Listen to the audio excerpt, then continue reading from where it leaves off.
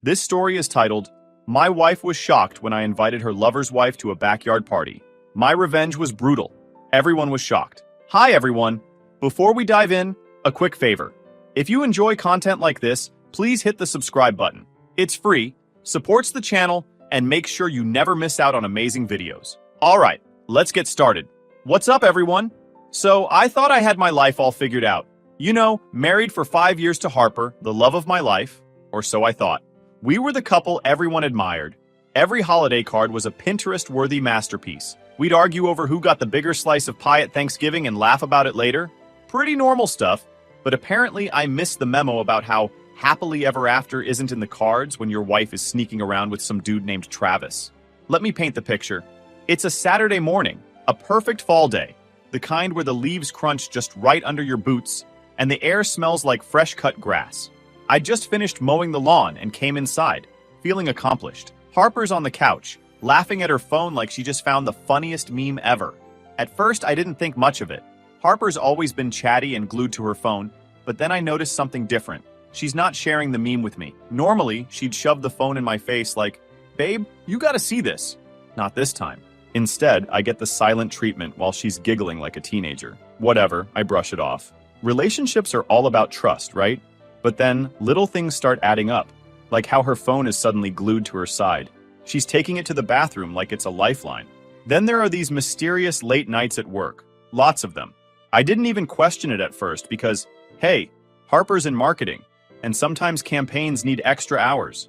But now I'm wondering, were those big projects actually PowerPoint presentations, or were they just code for that dude? Sure, here's the longer version. And it wasn't just the phone. There was this shift in Harper.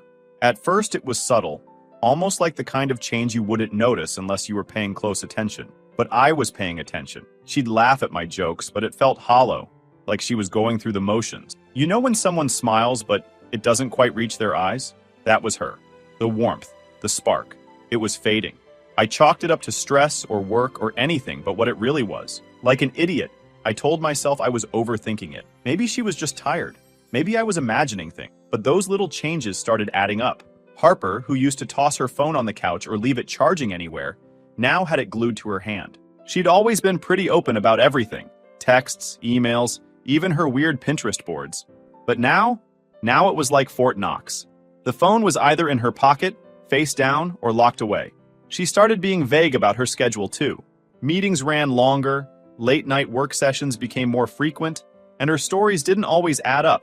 I'd ask her about her day, and the answers were clipped, rushed, like she just wanted me to stop asking. And then came the day, the one where everything changed. It was a Saturday afternoon. Harper had gone upstairs to shower, and her phone was charging on the kitchen counter. I don't know why, but seeing it sitting there felt weird, like it didn't belong. I stood there, staring at it. Should I? Shouldn't I? I mean, snooping isn't exactly the hallmark of a healthy relationship, but when the person you trust starts acting shady, that trust starts to crack. And once it cracks, all you want is to patch it up, or at least figure out where it's leaking. So, yeah, I grabbed the phone. My hands were shaking as I picked it up. I told myself I wasn't doing anything wrong. I just needed peace of mind, right? Just a quick check to prove to myself I was being paranoid. A small peek, no harm done. Big mistake. The first thing I see is a text thread with someone named Travis. Travis? I didn't know a Travis. I clicked on it, and there they were. Messages I never should have seen. They weren't just casual. They were flirty, playful, intimate, inside jokes I didn't get, references to things I knew nothing about. And then I read, "Last night was amazing. Can't wait to see you again." Last night? Amazing? My head was spinning. I scrolled up and it got worse. Photos. Selfies of the two of them in what was very obviously a hotel room. Her head on his shoulder. His arm around her waist. Both of them grinning like they are married. Like I didn't exist. I felt absolutely disgusted. Harper wasn't just working late. She wasn't tired or stressed or distant because of life. She was distant because she was busy. Busy sneaking around behind my back with Travis. I froze. My hands were still gripping the phone, but I couldn't move. My brain just stopped. You know how people say time slows down in moments like this? It's true. Those 10 seconds felt like 10 minutes. My entire world shifted and everything started making sense in the worst possible way. And then I heard the water upstairs shutting off. I slammed the phone back down on the counter, trying to make it look untouched. My heart was pounding so hard I thought she might hear it from the bathroom. I couldn't let her see me like this. I couldn't let her know I knew. So I did the only thing I could think of. I walked back to the living room and sat down in my chair, trying to look as casual as possible, like nothing had happened, like my entire world hadn't just imploded.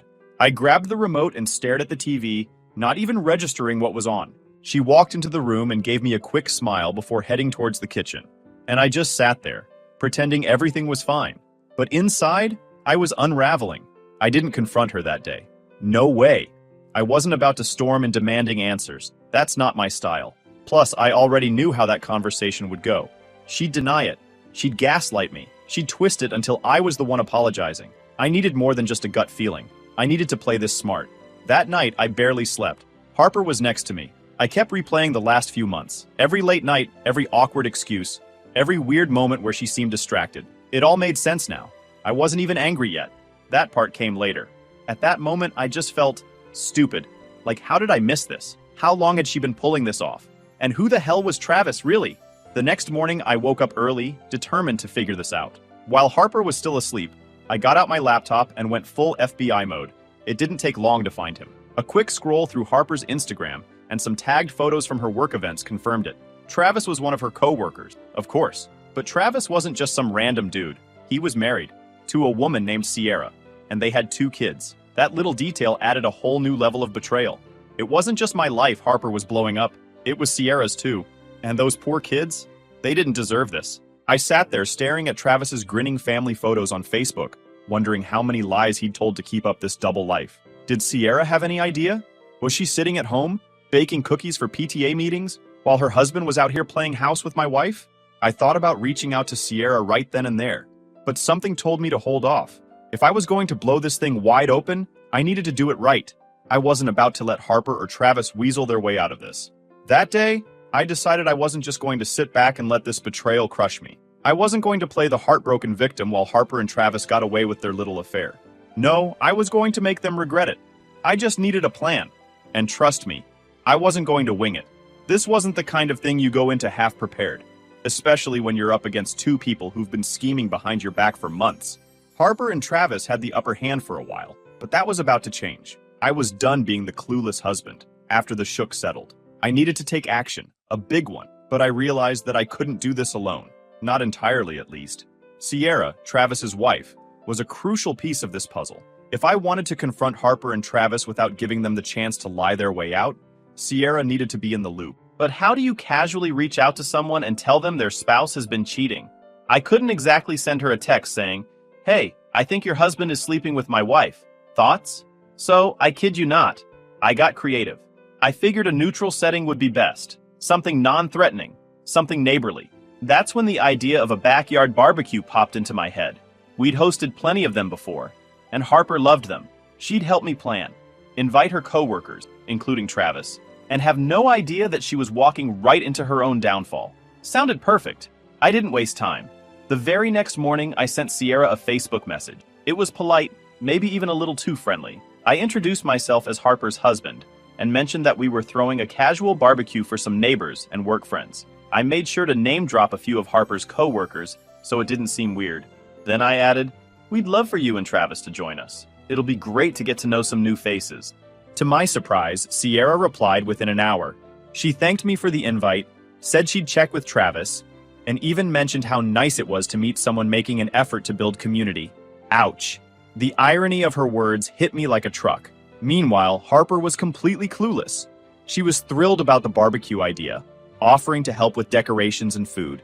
She even suggested inviting some of her favorite coworkers, Travis included. That moment was pure gold. The person who was actively wrecking our marriage was suggesting I include her partner in crime at a social gathering in our own backyard. You can't make this stuff up. For the next few days, I played the role of the perfect husband.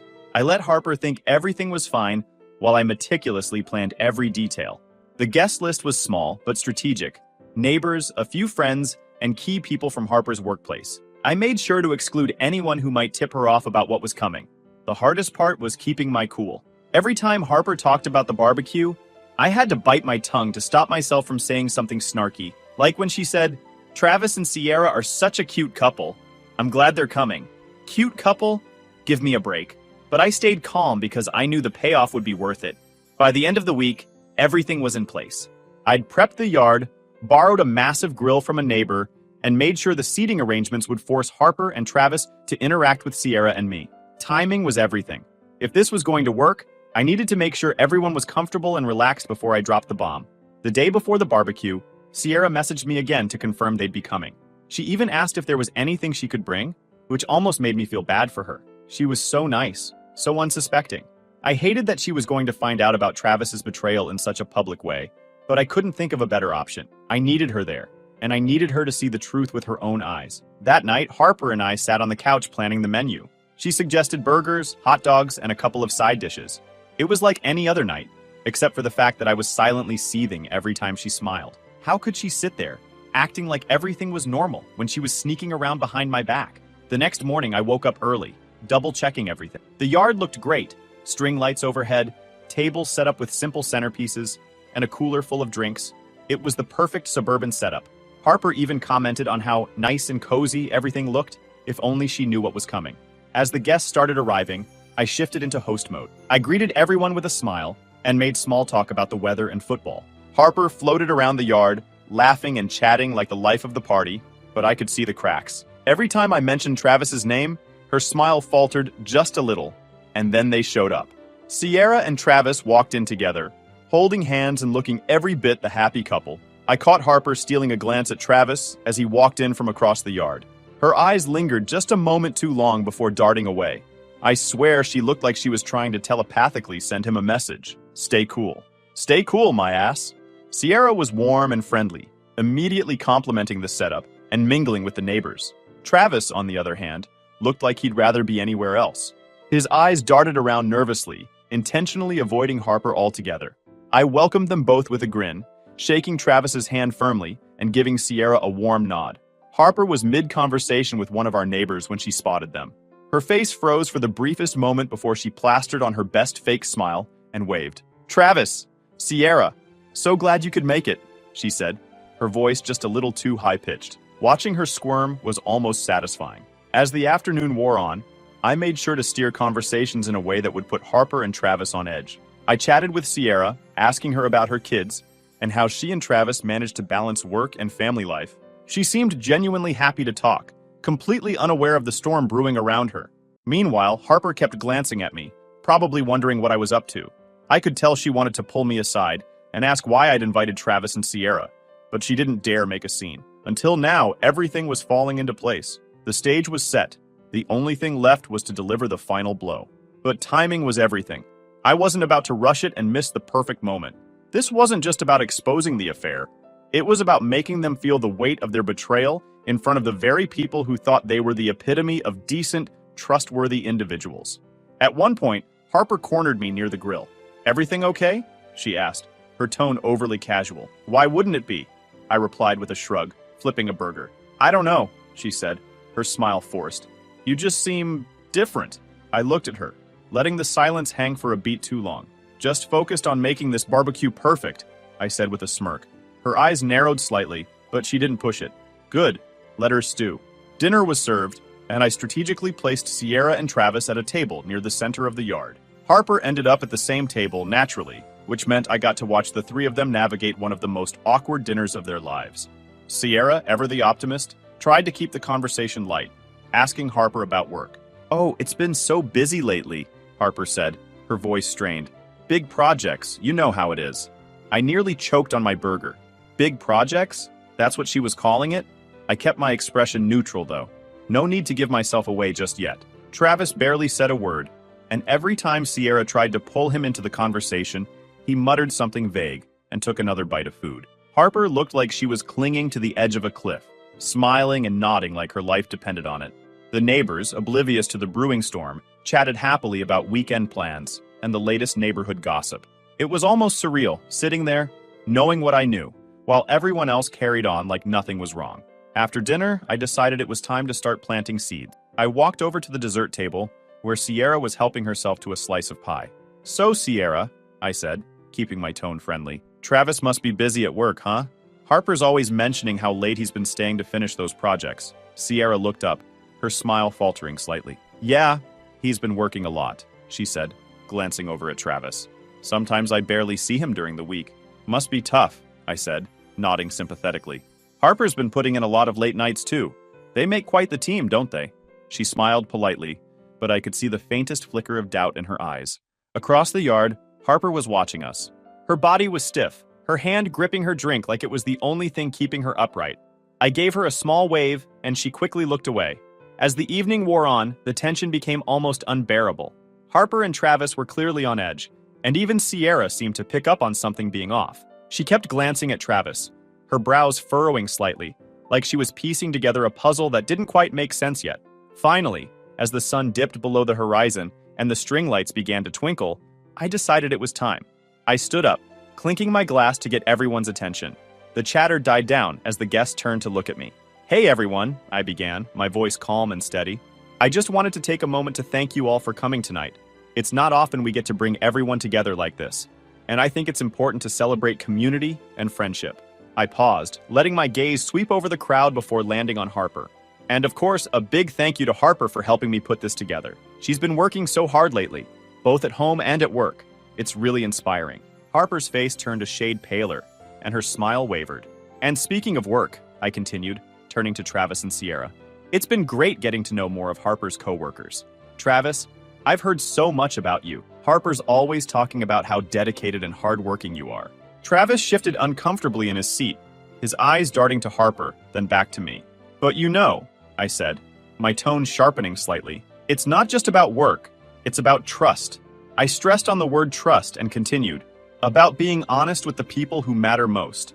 The silence was deafening. I locked eyes with Harper, my voice cutting through the chatter like a blade. Harper, I said, slow and deliberate, would you like to go ahead and tell everyone here about your secret late-night meetings with Travis? Or should I lay it all out for you? The gasps from the crowd were almost satisfying. Harper's chair scraped against the concrete as she stood up, her face flushed with panic. What are you talking about? She stammered. This isn't the time or place for whatever this is. Sierra turned to Travis, her confusion morphing into alarm. Travis, what's he talking about? Travis opened his mouth, but no words came out. He looked like he wanted to vanish into thin air. I smiled, the calmest I'd felt in weeks. I'm talking about the affair, the texts, the hotel meetups, everything. Sierra's face crumpled as the realization hit her. Travis? She whispered, tears welling in her eyes. The yard erupted into murmurs and gasps. Harper and Travis looked like deer caught in headlights, and Sierra's devastation was written all over her face. I stepped back, letting the chaos unfold. My job was done, or so I thought. But as the yard descended into chaos, it became clear that the fallout was far from over. Harper stood frozen, her mouth opening and closing like a fish gasping for air. Travis looked like someone had just told him his car was on fire, and Sierra, poor Sierra, was staring at her husband with a mix of heartbreak and fury that could melt steel. The murmurs among the guests grew louder. Neighbors exchanged wide-eyed glances, some whispering, others openly gawking. Nobody was leaving, though. Oh no, they weren't going to miss the live drama. Harper finally found her voice. James, can we please talk about this privately? She begged, her tone wavering between desperation and anger. This isn't the right place. I let out a bitter laugh. Not the right place? That's rich coming from you. Was the hotel room the right place, Harper? Or was that just convenient? More gasps from the crowd. One of the neighbors muttered, "Oh, damn," under his breath. Harper's face turned red, either from embarrassment or fury. I couldn't tell, and honestly, I didn't care. Sierra, meanwhile, rounded on Travis. Is it true? She demanded. You're sleeping with her? After everything. After all we've been through? Travis looked like he wanted the ground to swallow him whole. Sierra, It's not what you think, he stammered, his hands raised defensively. Oh, don't you dare! Sierra yelled, cutting him off. Don't you dare try to gaslight me right now. I'm not stupid, Travis. He has proof. Do you hear me? Proof, I nodded, pulling my phone from my pocket. Would anyone like to see the texts? Or the pictures? I offered, holding it up. Because trust me, I've got plenty. That shut everyone up. Harper's eyes darted to my phone, then to the crowd. James, please, she said, her voice trembling. Don't do this. We can fix this. I can fix this. I scoffed, my voice cold and sharp. You didn't just break our marriage. You destroyed it. You crossed every line and left nothing behind to salvage. The crowd's attention shifted back to Sierra and Travis as Sierra's anger boiled over. You're disgusting, she spat at him, her voice shaking. I trusted you. I built a life with you. You have kids? And this is what you do? And with whom? With her. She gestured toward Harper disgustingly like she's a piece of trash, who flinched like she'd been slapped. Travis reached for Sierra's arm, but she yanked it away. Don't touch me, she hissed. Don't you dare touch me! Harper, desperate to shift the blame, turned to me. James, you don't understand, she said, tears streaming down her face. I was lonely. You've been so distant lately. I made a mistake, okay? A horrible mistake. But you have to take some responsibility for this. Responsibility? I shot back, incredulous. You think this is my fault? That's a hell of a stretch, Harper, even for you. You stopped caring, she continued, her voice rising. You barely looked at me anymore. What was I supposed to do? Not cheat, for starters, I snapped. That would have been nice. The neighbors, who had been murmuring quietly, now seemed to divide into two camps. Those who were horrified by the spectacle and those who were clearly loving every second of it. One woman whispered something to her husband, who nodded grimly. Another couple exchanged awkward glances before quietly slipping out the gate. But most of them stayed, too curious or too entertained, to leave. Sierra turned her attention back to me, shaking. How long? She asked. How long has this been going on? About 6 months, I said flatly, holding her gaze. Maybe longer. I found the texts a few weeks ago. Dates, times. They match up with all those late nights Harper's been working. Sierra's face crumpled, and for a moment, I thought she might collapse. 6 months, she whispered, as if saying it out loud made it more real. Then her expression hardened. She turned to Travis and said, We're done. Do you hear me? Done. Travis didn't even try to argue.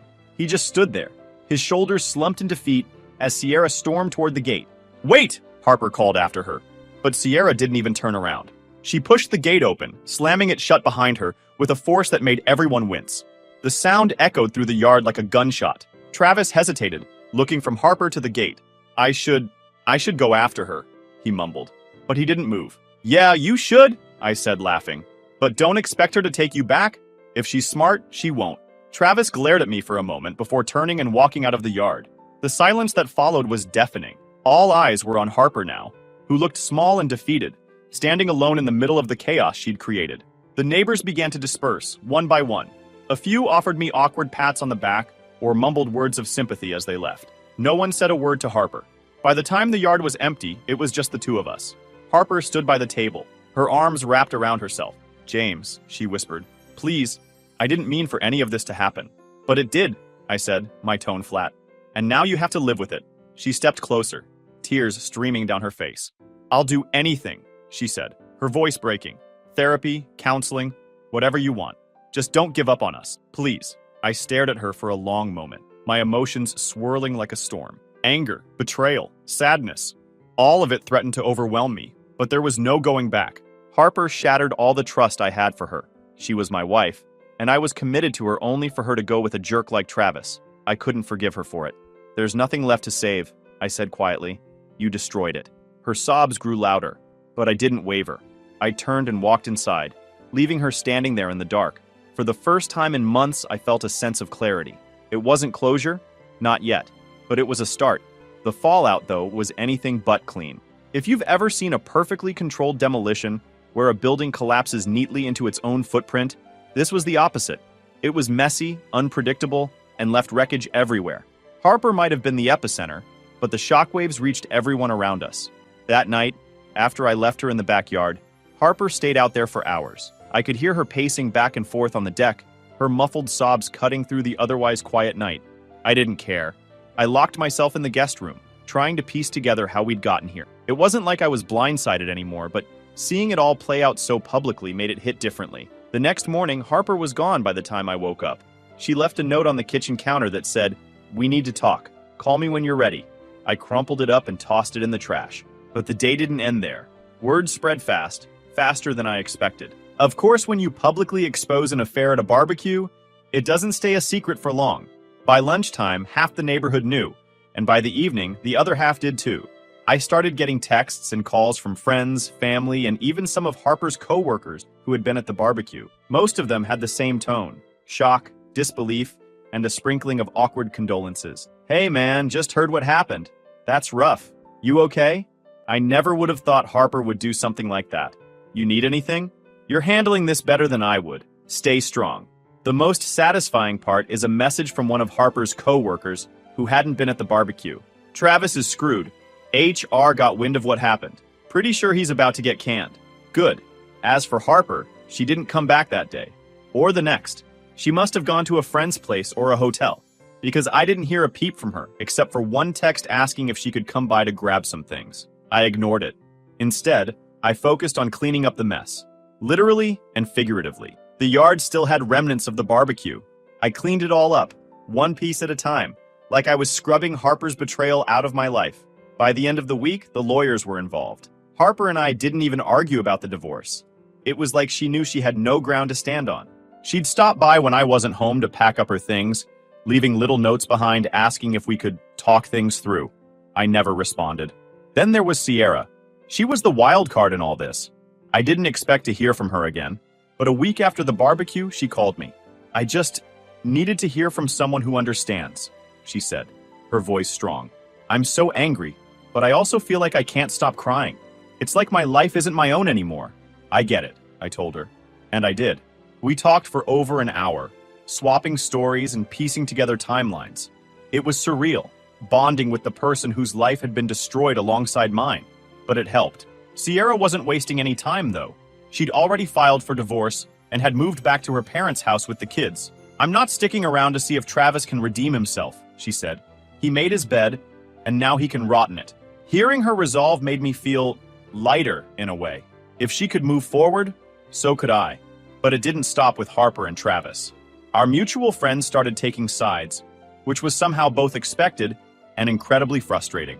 Some people reached out to me, apologizing for Harper's behavior and offering their support. Others, though, clearly felt torn.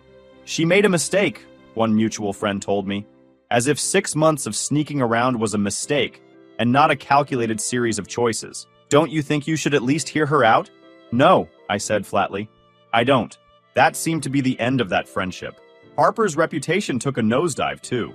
She tried to spin the story in her favor, claiming I was distant and emotionally unavailable, but it didn't stick. People knew me well enough to see through the lies. Besides, the evidence was too damning to ignore. Texts, photos, hotel receipts. She didn't stand a chance. One of the neighbors even confronted me at the mailbox a couple of weeks later. James, I had no idea she was like that, he said, shaking his head. My wife's been telling me to stop hanging out with Travis at the gym. She says his kind of energy is contagious. I almost laughed. Smart woman, I replied. But consequences wasn't just social. It honestly touched my professional life too. At first, the stress threatened to creep in, but instead of letting it pull me under, I used it as fuel. My focus sharpened like never before. I poured my energy into my work, not to prove anything to Harper, but to prove to myself that I wasn't going to let her mess derail me. When my boss pulled me aside, it wasn't to call out slipping performance. It was to commend me for stepping up.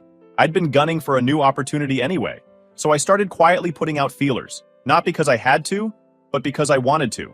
By the time interviews rolled in, I was already moving on to bigger and better things. While Harper was busy trying to spin her version of events, I was leveling up. A fresh start wasn't just an idea anymore, it was already in motion. Life slowly started to stabilize after that. The house felt emptier without Harper's stuff, but it also felt better, cleaner, like I could finally breathe without her lies suffocating me. I started focusing on myself. Sierra and I stayed in touch, mostly through texts and the occasional phone call. We didn't lean on each other too much. It was more like we were checking in, making sure the other person was still standing. She even sent me a photo of her kids playing in the backyard of her parents' house. They're going to be okay, she wrote, and so am I. I was happy for her. As for Harper, she faded into the background. I'd hear bits and pieces through mutual friends, how she was living in a tiny apartment across town, how she was trying to rebuild her life, whatever that meant. She reached out a couple more times, asking if we could talk, but I never replied. The last I heard, Travis had lost his job. Sierra told me he tried to get her to take him back, but she slammed that door shut. Good for her. By the time the divorce was finalized, I felt like a new person. Turns out divorce is not a so bad idea. The bitterness was still there, but it wasn't consuming me anymore. It was just a reminder. A scar to remind me to pay attention next time. One night, I sat out on the back porch, looking at the yard where everything had gone down. The string lights were still there, though I hadn't turned them on since the barbecue. It felt like a lifetime ago. I didn't feel triumphant or vindicated, just free. Free from the lies, the betrayal, and the weight of trying to fix something that was never going to be whole again. The fallout had been brutal, but in a strange way, it was exactly what I needed to start over. And yeah, that's my story. If you think I overreacted, I respect your opinion. But it only meant reclaiming my right of being cheated on like any respectable man would. The only difference is that I did it in my style.